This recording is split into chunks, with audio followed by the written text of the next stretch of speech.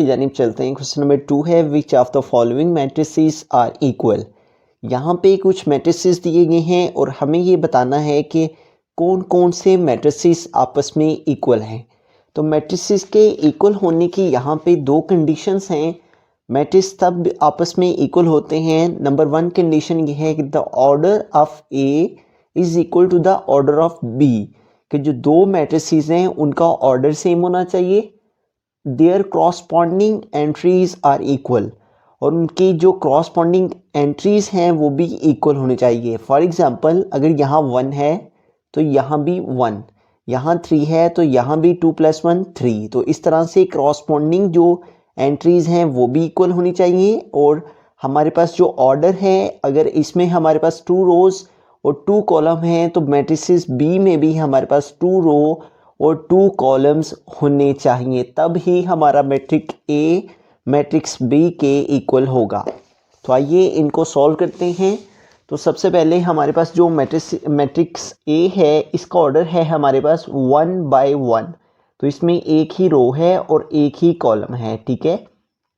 हम इसका ऑर्डर लिख देते हैं। इसी तरह मैट्रिक्स बी का ऑर्डर लिख लेते हैं। तो यहाँ पे देखें, इसमें 1 रो है जबकि 2 कॉलम हैं, 1 रो एंड 2 कॉलम। तो हम लिख देंगे 1 by 2। इसी तरह यहाँ पे मैट्रिक्स सी है हमारे पास, तो इसको हम सॉल्व कर लेते हैं। तो 5 से 2 सेपरेट कर देंगे तो क्या आ जाएगा, 5 से 2 सेपरेट करने से इसको थोड़ा सिंप्लीफाई किया हमने। 5 - 2 था तो 5 - 2 का आंसर हमारे पास क्या आ जाएगा, 3, ठीक है। तो अब हम इसका ऑर्डर लिख लेते हैं। तो 1 इसमें हमारे पास रो है और 1 ही कॉलम, तो हम लिख देंगे 1 by 1। अब यहाँ पे देखिए मैट्रिक्स बी है जो हमारे पास, तो इसमें हमारे पास 1 रो है और 2 कॉलम है। तो क्या आ जाएगा 1 by 2। उसके बाद जो नेक्स्ट मैट्रिक्स है हमारे पास वो है ई और उसके बाद एफ है, जबकि जी को हम थोड़ा सिंप्लीफाई कर लेते हैं। और सिंप्लीफाई करने के बाद 3 - 1 हमारे पास क्या आ जाएगा 2, और 3 + 3 क्या आ जाएगा 6, ठीक है। और अगर हम इस जी मैट्रिक का ऑर्डर लिखते हैं तो वो हमारे पास क्या आ जाएगा 1 and 2 रोज हैं इसमें, जबकि 1 कॉलम है, ठीक है। तो हम लिखेंगे 2 by 1। उसके बाद आगे देखें मैट्रिक्स आई है हमारे पास। तो यहाँ पे देखें हमारे पास इसको थोड़ा हम सिंप्लीफाई कर लेते हैं। ये 3 हो जाएगा और 3 + 2 क्या आ जाएगा 5। इसी तरह मैट्रिक्स जे को भी हम थोड़ा सिंप्लीफाई कर लेते हैं। तो यहाँ पे देखें 2 + 2 है तो 2 में 2 ऐड करेंगे तो 4 हो जाएगा, और 2 - 2 है तो 2 - 2 0, 2 + 4 है तो 2 + 4 क्या आ जाएगा 6, और 2 + 0 का आंसर 2, ठीक है। अब हम इन तमाम मैट्रिसेस के ऑर्डर्स हमने देख लिए हैं। अब हम देखते हैं कि वो कौन से मैट्रिसेस हैं जिनका ऑर्डर भी सेम है और जिनके एंट्रीज भी सेम है। तो ये देखिए हमारे पास जो मैट्रिक्स ए है और ये जो मैट्रिक्स सी है, इस मैट्रिक्स ए का ऑर्डर क्या है 1 by 1, जबकि मैट्रिक्स सी का भी ऑर्डर क्या है 1 by 1। जबकि मैट्रिक्स ए की एंट्री 3 है जबकि मैट्रिक्स सी की एंट्री भी 3 है। तो इनका ऑर्डर भी सेम है और इनकी एंट्रीज भी सेम है। तो ऐसी सूरत में जबकि हमारे पास मैट्रिक्स का ऑर्डर भी सेम हो और इनमें जो एंट्रीज हैं मैट्रिक्स में वो भी सेम हो, तो हम मैट्रिक्स ए को मैट्रिक्स सी के इक्वल कहेंगे, ठीक है। तो हम यहाँ पे लास्ट पे लिख देते हैं कि मैट्रिक्स ए जो है ये इक्वल है किसके, मैट्रिक्स सी के, ठीक है। अब यहाँ पे देखें जो मैट्रिक्स बी है और जो मैट्रिक्स डी है, इनका ऑर्डर तो सेम है। इसका ऑर्डर भी 1 रो और 2 कॉलम है, और मैट्रिक्स डी का भी ऑर्डर 1 by 2 है, ठीक है। 1 रो और 2 कॉलम है, लेकिन इनकी एंट्रीज सेम नहीं है। यहाँ पे हमारे पास फर्स्ट नंबर में 3 है लेकिन यहाँ पे 5 है। तो कंडीशन क्या है कि इनके ऑर्डर सेम होने के साथ साथ इनकी एंट्रीज भी सेम होनी चाहिए, लेकिन इनका ऑर्डर सेम है जबकि एंट्री सेम नहीं है। तो इसलिए जो बी है वो डी के इक्वल नहीं है। अब बी जो है, अब बी को अगर हम देखते हैं आई के साथ कंपेयर करके, तो यहाँ पे देखिए हमारे पास जो बी का ऑर्डर है वो है 1 by 2, जबकि आई का ऑर्डर भी क्या है 1 by 2, ठीक है। हम यहाँ पे इसका ऑर्डर भी लिख देते हैं 1 by 2। 1 रो है जबकि 2 कॉलम है। और यहाँ पे देखें हमारे पास बी मैट्रिक्स में भी यहाँ पे 3 है और आई मैट्रिक्स में भी यहाँ 3 है। और बी मैट्रिक्स में यहाँ पे 5 है, इसी तरह आई मैट्रिक्स में भी यहाँ 5 है। तो इन दोनों वैल्यूज़ का बी का ऑर्डर और इनकी एंट्री सेम है और आई का ऑर्डर और इनकी एंट्रीज सेम है। तो इस तरह से हम लिख सकते हैं कि जो बी मैट्रिक्स है वो किसके इक्वल है, आई मैट्रिक्स के। उसके बाद देखें हमारे पास जो मैट्रिक्स एफ है उसका ऑर्डर क्या है, हमारे पास 1 एंड 2 रोज हैं इसमें, ठीक है। इसका ऑर्डर यहाँ पे लिख देते हैं, 2 रोज हैं जबकि 1 कॉलम है, तो हम लिख देंगे 2/1। और मैट्रिक्स जो जी है इसका ऑर्डर भी क्या है, 2/1। मैट्रिक्स एफ का ऑर्डर भी 2/1 और मैट्रिक्स जी का ऑर्डर भी 2/1।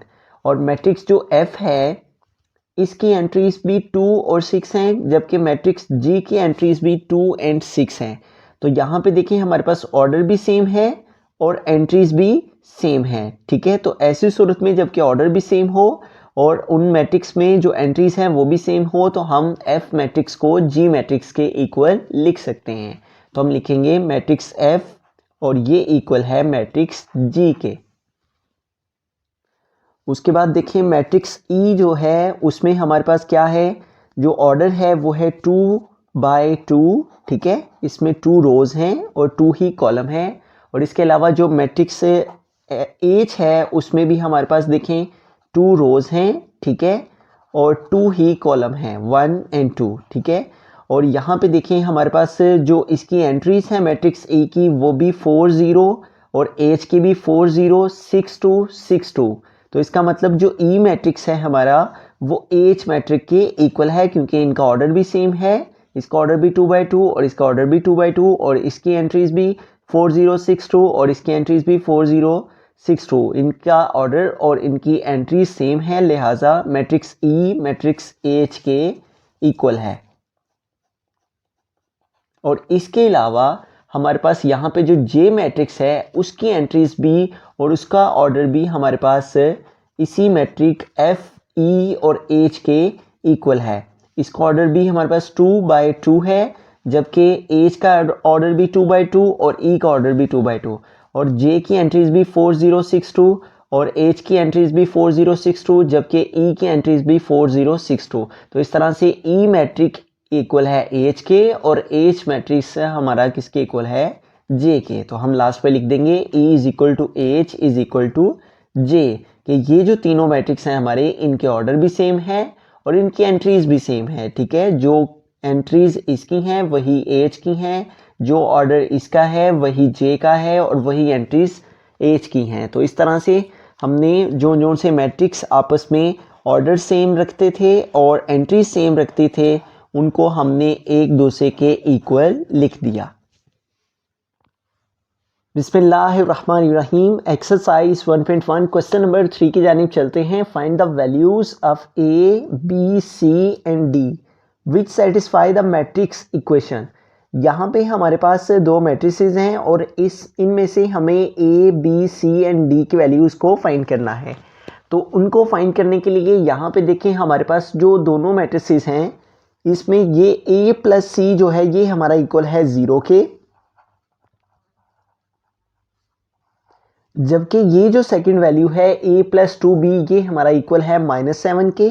तो हम लिख देंगे a plus 2b is equal to -7।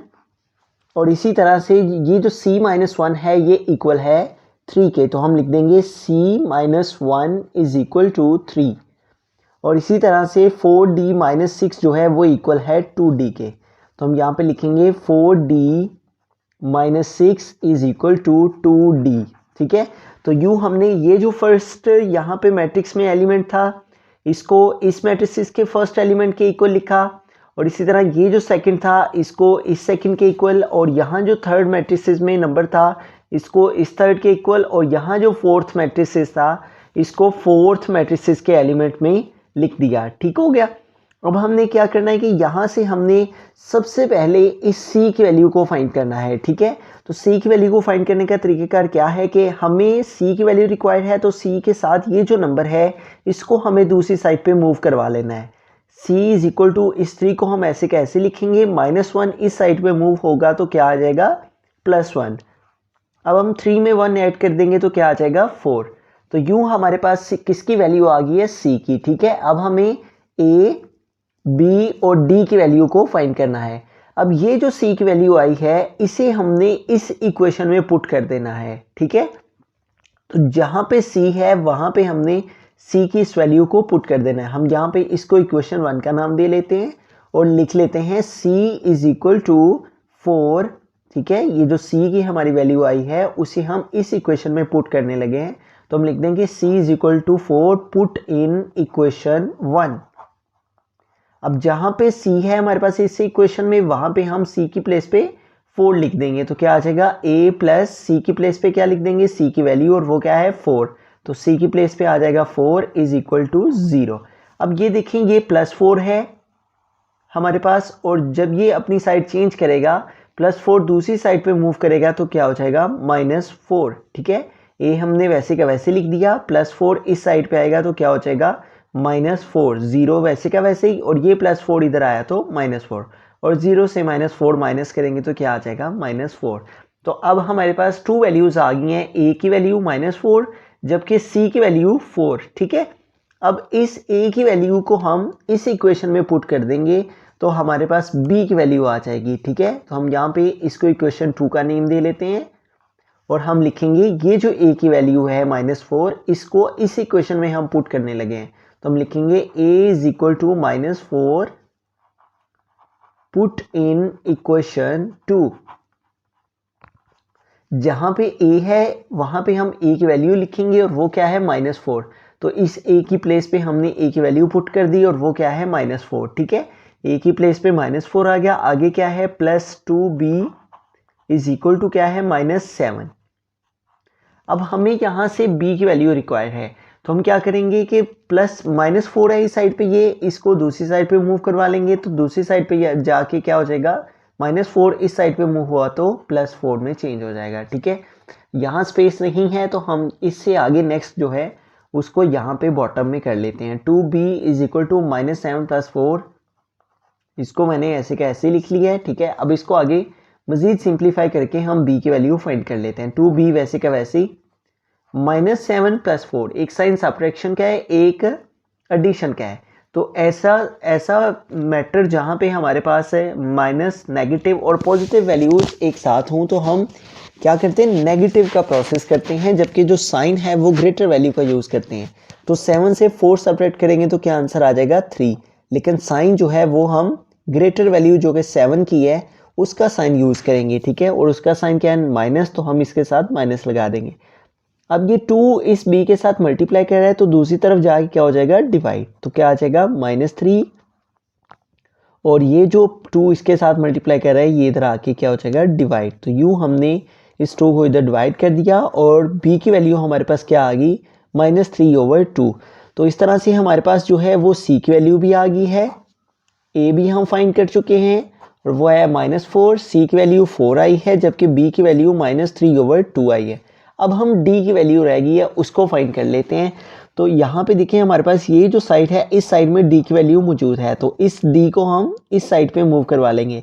यहाँ +2d है, इस साइड पे आएगा तो क्या हो जाएगा -2d हो जाएगा, इज इक्वल टू ये वैल्यू इधर -6 है, जब ये साइड चेंज करेगी तो -6 किस में चेंज हो जाएगा +6 में। ठीक है, अब हम 4d से 2d माइनस कर देंगे तो कितने हो जाएंगे 2d। ठीक है, और ये हमारे पास 6 आ जाएगा। अब ये 2 इस d के साथ मल्टीप्लाई कर रहा है, तो जब दूसरी साइड पे मूव होगा तो दूसरी तरफ जाके डिवाइड हो जाएगा, तो क्या आ जाएगा 6, ये 2 मल्टीप्लाई कर रहा है इधर आके डिवाइड हो गया, और d इज इक्वल टू, तो यूँ हमने 2 1 टाइम 2 एंड 2 3 टाइम 6 इन दोनों की कटिंग कर दी, तो हमारे पास जो d है वो किसके इक्वल आ गया 3 के।